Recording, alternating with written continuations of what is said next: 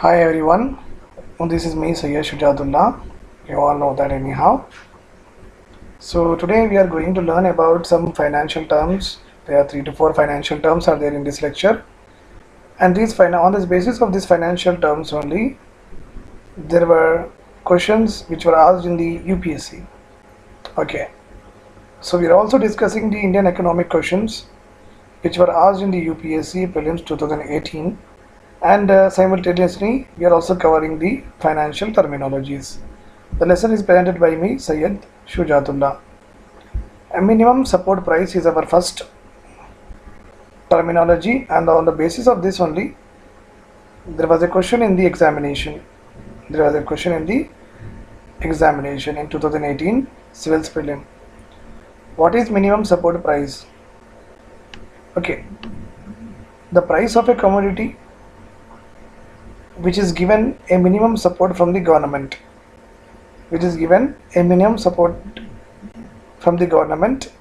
in order to make this price profitable. Such prices are called as minimum support price. Whenever you hear this terminology MSP, which is also called as minimum support price, you should understand one important aspect here. Minimum support price is a price which is always related to agriculture sector. Okay, always related to agriculture sector. So let us understand this minimum support price in a very general example. Suppose, listen to me carefully and try to concentrate on my voice. Let's suppose you are doing a business and the business is under losses. When business is under losses, do you go for expansion of the business? Means one unit you are having. Do you try to extend one more firm? Do you try to establish another factory? No. Okay, you don't go for expansion. When you are going for expansion, it is nothing but you are investing some money to establish another unit, right or wrong? Means you don't want to do any kind of investment. Do you want to renovate or restructure or reconstruct your own whatever the firm you are having now? Do you want to go for innovation? No, you will not go for innovation. Do you want to buy a new machinery, an upgraded machinery? No. Why? Because whatever is you are having, what generally you will think that anyhow you are not getting the profits.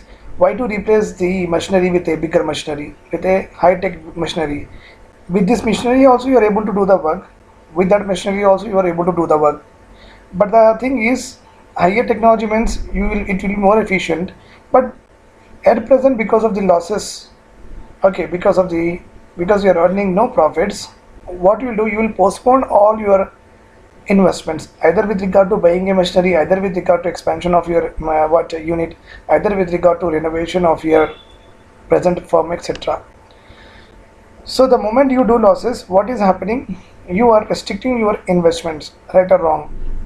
So you are not thinking to start anything new, or you are not thinking to do any kind of expenditures, okay, which you feel that it's not required at this point of time. Whatever is there, you want to run the business in the same way. Suppose the losses you are getting over a period of time, it is continuously you are getting the losses, you are not getting the profits. What you will do, you will abandon your business and you will go for another sector, or you work for somebody else. That will happen. Fine. In the same way, suppose a farmer is there, after doing 3 months of hard work on it, after sowing the seeds, okay, after irrigating the land, okay, after giving the labor cost, after employing laborers on it, whatever he has done, after 3 months he got some produce, and according to a farmer will fix the price of his produce, right? Suppose you are a farmer, in your agriculture land you have produced rice. So what price you will fix for your rice?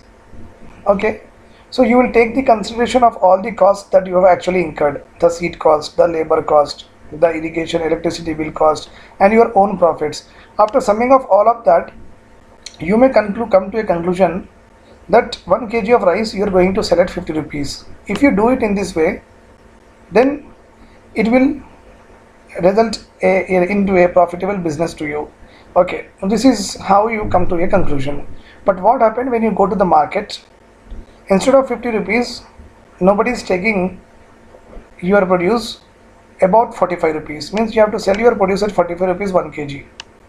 Okay, there are many factors are there. Okay, mandis, informal organizations, cartels are there, demand, supply. That all will play a that all will also play a major role. But I don't want to go into that particular discussion. Just to restrict your thoughts in this particular one state concept. So the farmer, according to farmer, that he should get 50 rupees, but nobody is taking that 1 kg of rice in 50 rupees. Everybody is taking in 45 rupees. So you are short of 5 rupees per kg. Every kg you are getting 5 rupees short. It means every kg you are getting 5 rupees loss, and this loss is not compensated by anybody else, and you have to bear this loss. Right or wrong, being a farmer, you have to bear this loss. When you are getting losses on your business, as I've told you, you will be demotivated, you will be discouraged, your morale will be down. To start, then if this will continue for a long time, what will happen? You will at last, what you will do? You will abandon. Okay, I will not do the agriculture anything anymore now. So you will sell this land to somebody else, and you will go and work in any industry, any factory, something you will do. But what generally you will think that you will abandon the particular agriculture business. Why you have abandoned? Because you are not getting a profitable or remunerative prices on your whatever you have produced. So if suppose all the farmers will run away from agriculture business and they start doing something else, then we have to compromise on our food security. The food will become very scarce in our country. The cereals, pulses, meat, everything will become meat, not meat. Whatever the cereals are there, pulses are there, cotton, everything will become very scarce, very limited in our country. The supplies will decrease. And the supplies decreases, demand will increases. The demand increases, prices increases, and there is a problem in the inflation. Poor people will get affected because of inflation, because of the low income, and all that vicious circle will continue, and ultimately it will create a disharmony in our country. Robbery, dacoits, all that will happen. Okay, moreover, food security will be compromised. Okay, and poor people may also die of hunger. To restrict this scenario, to stop or prevent this particular scenario of the farmers abandoning the agriculture business, generally government will interfere in the market. And regulate the prices. Means whatever the loss you are getting, suppose you are selling at 45 rupees but you want to sell as 50 rupees, and you feel that 50 rupees is a profitable business for you, the gap is filled by the government will say to the farmer, sir, please, you don't worry, whatever the 5 rupees loss you are getting, that 5 rupees you take it from us. Okay, so this kind of price, whenever the government gives to the farmer, this is called as what? Minimum support price. Let us see with the that is the example that you have to understand. Let us see how it is mentioned in our books. What is a minimum support price? It is a assured remunerative and stable prices for the farmers, on whatever they have produced. Okay, and which is very, very important for future agricultural production and to increase the productivity. The market prices for agricultural produce, generally, as I've told you, that they are not stable, they are highly volatile and unstable. And sometimes what may happen, the farmers, but growers of the crops will get what? Undue losses also. Okay, and when the losses are coming, the farmer will not get motivation to adopt any modern technology or required inputs. Right or wrong? Very right. The government, seeing all this scenario, the growers or farmers should not be under losses. Seeing all this, the government initiated a mechanism to support the farmers. Okay, to support the farmers in case of losses. Such support is given in the form of money, which they call as price. And that support system is also called as government price policy or price policy systems.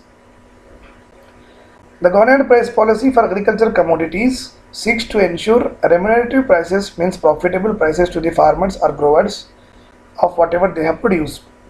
Okay, if they are getting remunerative and profitable prices, anybody, you, me, and everyone in any of the businesses will be encouraged to do some higher investment. Right or wrong? We'll encouraged to go for some higher investments, and we also try to adopt modern technology also. Okay, if you are doing higher investment, if you are producing more and more, what will happen?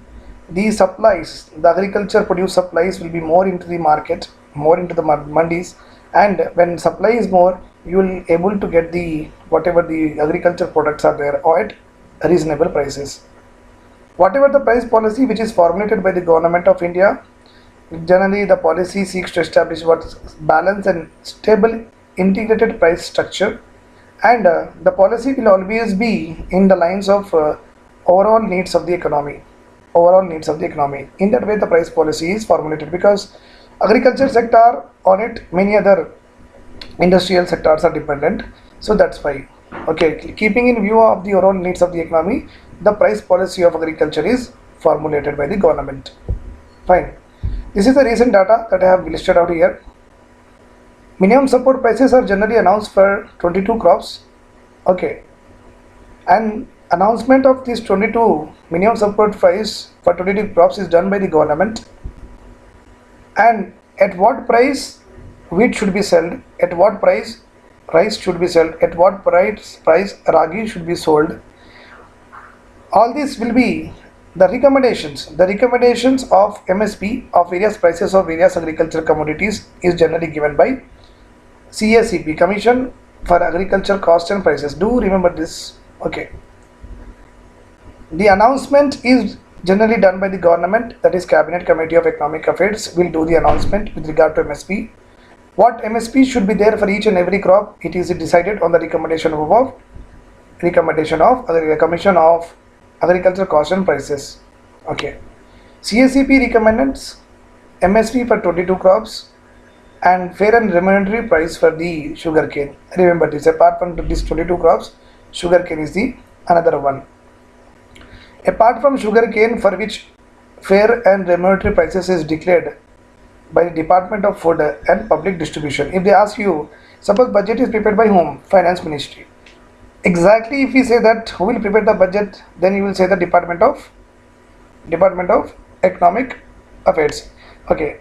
So in the same way, actually if they ask you department, okay, which department generally announces the fair and remunerative prices, means it is Department of Food and Public Distribution. Okay. The mandated crops. So these 22 crops are not only taken from one crop season. We are having, you know that we are having 3 crop season: Kharif, Rabi and Zaid. But in these 22 crops, we are covering only the 2 seasons: Kharif and Rabi. So there is no crops under MSP with regard to vegetables and also with regard to fruits. Do remember this. Okay, MSPs are announced only for the Kharif season. Will be wrong statement. MSPs are announced only for the Rabi season. That is a wrong statement. MSPs are announced for all the seasons, Kharif, Rabi and Zaid. That is also becomes a wrong statement, because in Zaid season we generally grow vegetable and crops. Do remember this. Okay. 6 Rabi. So out of this 22, 14 crops MSPs are announced for Kharif season, and 6 Rabi crops are included under MSP. So 6, 14 and 6 become 20, and 2 other major commercial crops, jute and copra becomes 22. Apart from this, MSPs are also announced, okay, for Toria and dehusked coconut. Please see this what in Google, you can find out what is the meaning of Toria. You can see the images and you can understand what are those actually. In addition to above MSPs for various crops, Toria and dehusked coconuts, MSPs are also fixed on the basis of, remember this, on the basis of rapeseed, mustard and copra. Remember this. On the basis of this terminology, there was a question on UPSC Prelims 2018 in economics. Let us see that particular question. Consider the following. So the examiner has given us some crops and are asking us that the Cabinet Committee on Economic Affairs has announced the minimum support price for each of the above. So what he is asking, what are the various crops which are covered under MSP, that he is asking in this particular question. So it is very dead easy as far as my knowledge is there, because you know that Erica nut. One more important point that I want to tell you. Here you see, government generally announces MSPs for whom? major agriculture commodities. For what government generally announces MSPs for major agriculture commodities. In UPSC examination, you have to be very cautious about this particular wordings, terminologies, major, minor, steadily increased, decreased. Okay, so that will also play a very important role. So government announces MSP for major agriculture commodities. Have you ever heard in your coaching institutes or whenever you are reading any textbooks, okay, when you are preparing any of the examination, did you ever heard that Erica nut is a major agriculture commodity? Did you ever heard it? Did any of your lecturer told that Erica nut is a major agriculture commodity? No. As far as my knowledge is there, no faculty will tell you that Erica nut, and it's not common also. We don't even use it. It's not common also, right?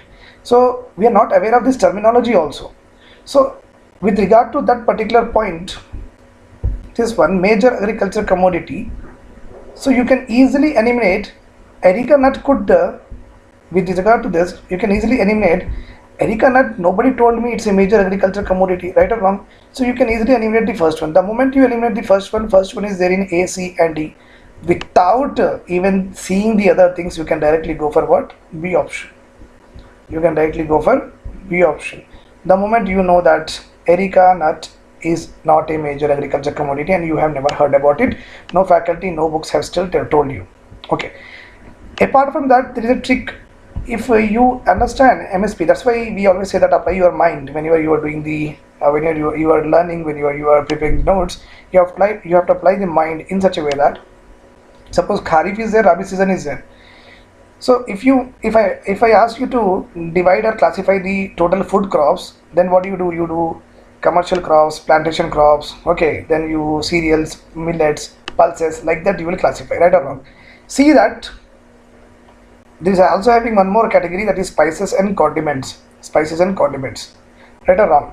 So see that here only cereals are covered here, okay.